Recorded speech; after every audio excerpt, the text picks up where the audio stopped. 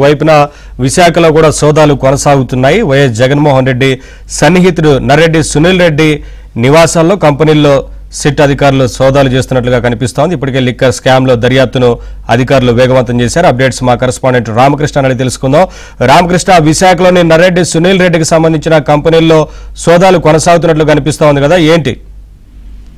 నవీన్, రాష్ట్రాన్ని ఒక పొదుపు చేసిన లిక్కర్ స్కామ్ సంబంధించి సిట్ తన దర్యాప్తును ముమ్మరం చేసింది. ఈ రోజు విశాఖపట్నంలోని కూడా ఆర్కే బీచ్ సమీపంలో ఉన్న జగన్మోహన్ రెడ్డికి అత్యంత సన్నిహితుడైన నర్రెడ్డి సునీల్ రెడ్డి కంపెనీలో సోదాలు జరుగుతున్నాయి. ప్రెసిడెంట్ అక్కడ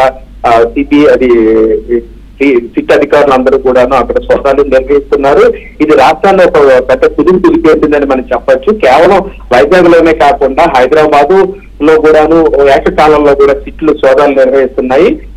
హైదరాబాద్ లో నిర్వహిస్తున్నప్పుడు సమయంలో కూడాను వైజాగ్ లో కూడా నిర్వహిస్తున్నారు. ఇది అతిపెద్ద కుంభకోణం అని కూడా టీడీపీ, జనసేన, బీజేపీ నేతలు కూడా విమర్శించారు.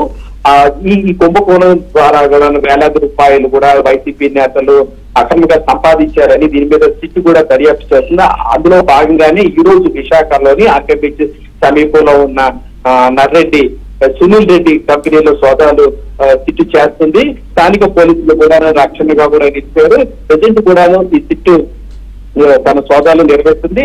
అయిన తర్వాత మనకి దీనికి సంబంధించిన పూర్తి సమాచారం అయితే వెల్లడవుతుంది.